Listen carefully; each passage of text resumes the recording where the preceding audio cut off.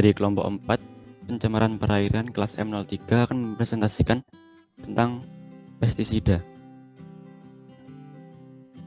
Adapun anggota kelompok kami yaitu Muhammad Nafil Huda, Juwita Afsianturi, Esther Yohana Sihaluhu, Hardika Mayanggraini, dan Dimas Izul Amrullah. Yang pertama, pengertian. Secara umum, pestisida memiliki pengertian yaitu yang pertama pes yang artinya hama dan sida yang artinya pembunuh, atau dapat diartikan zat atau substansi kimia yang digunakan untuk membunuh atau mengendalikan hama. Menurut Peraturan Pemerintah Nomor 7 Tahun 1973, pestisida ialah zat kimia maupun bahan jasa teknik maupun virus yang digunakan untuk mencegah hama penyakit yang berpotensi merusak tanaman dan mengganggu hasil pertanian. Menurut Suprapti tahun 2011, penggunaan pestisida pada lingkungan perairan dapat mengakibatkan kematian pada ikan maupun pada biota air lainnya. Keracunan ikan dan biota air tidak senantiasa menyebabkan kelainan pertumbuhan yang menyebabkan perubahan tingkah laku dan bentuk, yang selanjutnya dapat mengakibatkan terhambatnya perkembangan populasi. Karakteristik perairan yang tercemar pestisida yaitu tidak adanya ikan atau biota air yang hidup pada perairan tersebut.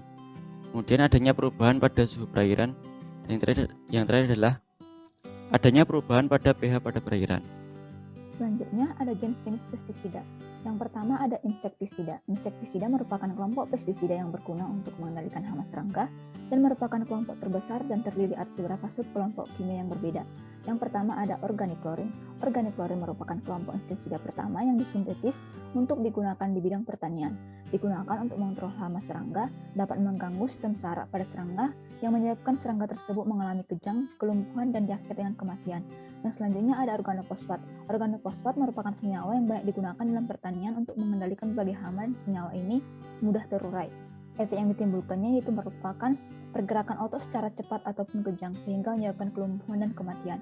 Yang ketiga ada karbamat, yaitu mempengaruhi transmisi sinyal saraf sehingga mengakibatkan kematian hama karena keracunan.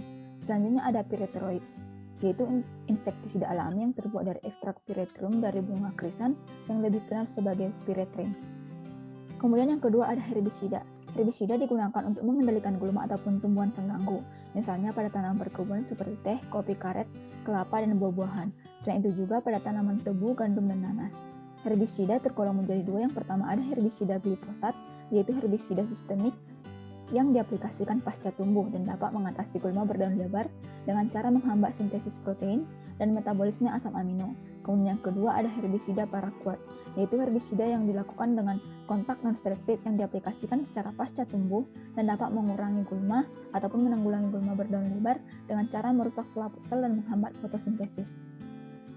Kemudian selanjutnya ada fungisida, digunakan untuk mengendalikan penyakit tanaman oleh cendawan, jamur, atau fungi. Terdiri dari beberapa senyawa. Yang pertama itu ada senyawa merkuri, misalnya metil dan etil merkuri, kemudian senyawa dikarboksimida dengan toksitas relatif rendah sehingga dapat dipergunakan secara luas dalam pertanian. Kemudian ada derivat talimida, yaitu mempunyai toksitas akut dan kronis yang sangat rendah, berpotensi karsinogenik dan teratogenik. Kemudian ada senyawa aromatik fungisida dalam mengolah tanah. Secara akut zat ini tidak begitu dapat bersifat karsinogenik. Kemudian yang keempat itu ada fumigan. Fumigan merupakan kelompok pestisida yang mencakup beberapa gas, cairan yang mudah menguap, dan zat padat yang melepas berbagai gas lewat reaksi kimia. Dalam bentuk gas, zat-zat ini dapat menembus tanah untuk mengendalikan serangga-serangga, hewan pengerat, dan nematoda tanah yang bersifat karsinogenik. Fumigan termasuk pestisida yang sangat beracun karena penyebaran ke lingkungan dan hewan sangat cepat.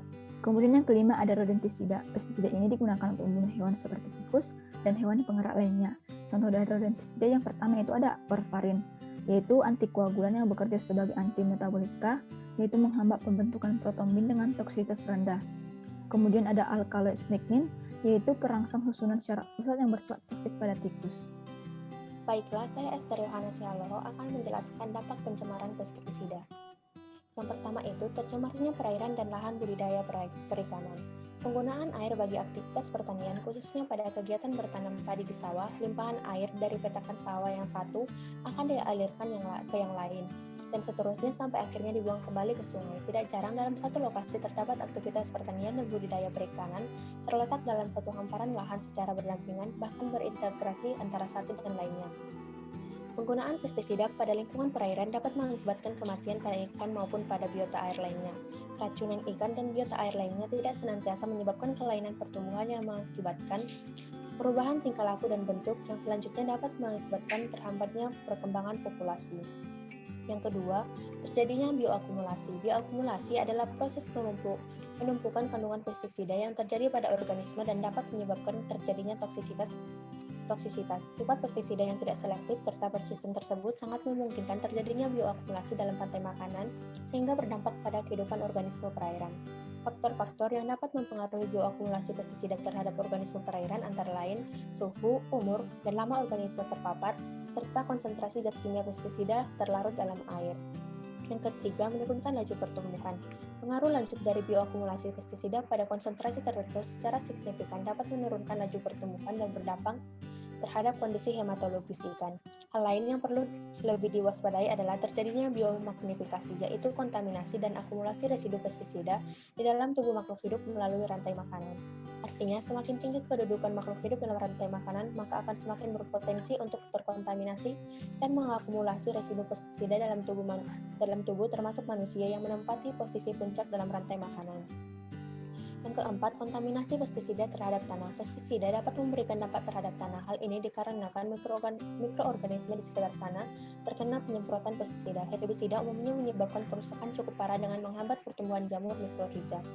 Yang kelima, kontaminasi pestisida terhadap udara. Adanya kandungan pestisida di udara dapat disebabkan oleh penyemprotan pestisida. Akibat dari penyemprotan pestisida ini dapat berakibat untuk hewan lainnya seperti burung bahkan ke manusia.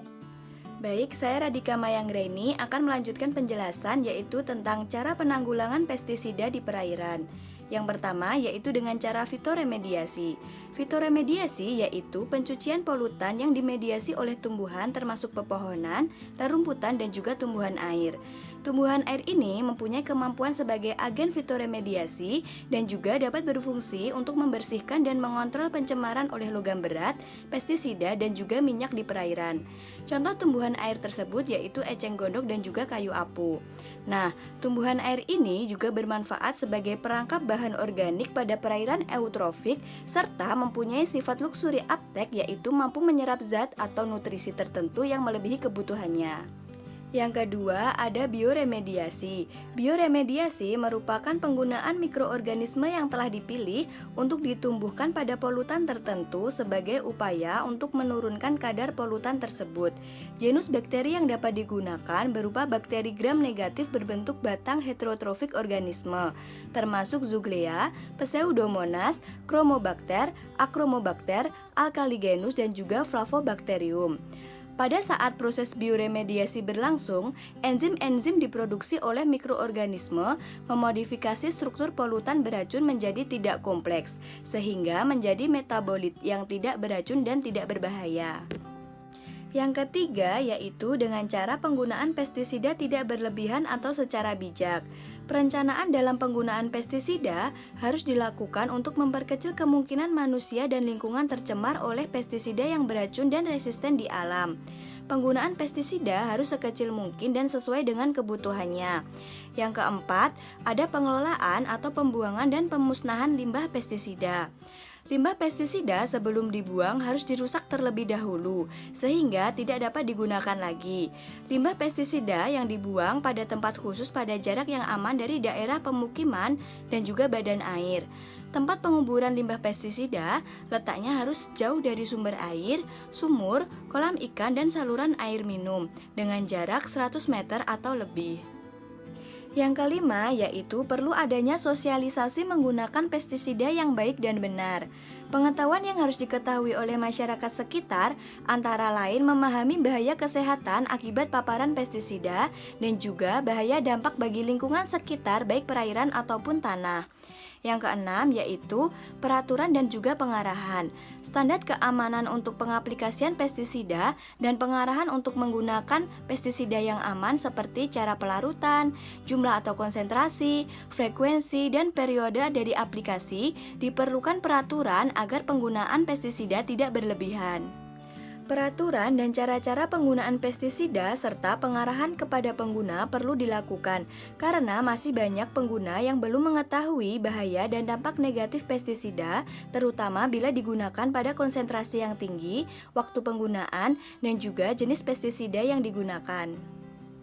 Materi selanjutnya akan dibawakan oleh saya, Dimas Zul Amrullah.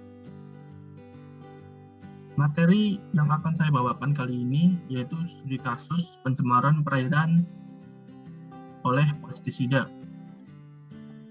Studi kasus yang saya ambil merupakan jurnal yang disusun oleh Nasiha, Putri, dan Hasanah tahun 2021 yang berjudul Dampak Residu Pestisida Reagent terhadap Survival Rate Ikan Mas, Cyprinus carpion Linn.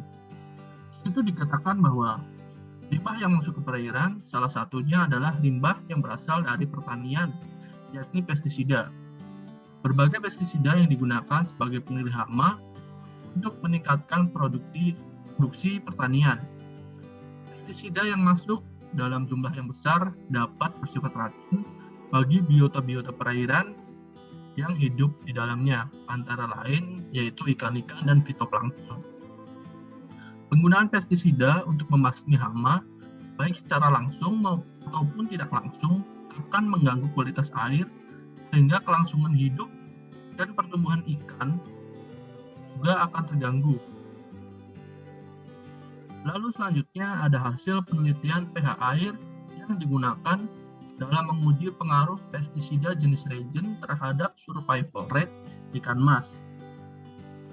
Dari tabel 1 di samping menunjukkan bahwa pH air yang digunakan untuk mengamati pengaruh pestisida jenis reagent terhadap survival rate ikan mas, rata-rata pH air sebelumnya digunakan sebesar 7,2, merupakan pH air yang normal di perairan. Setelah diberikan pestisida jenis reagent, pH air mengalami penurunan yakni sebesar 6,9, lebih asam dari sebelumnya, dengan rata-rata penurunan pH sebesar 0,30.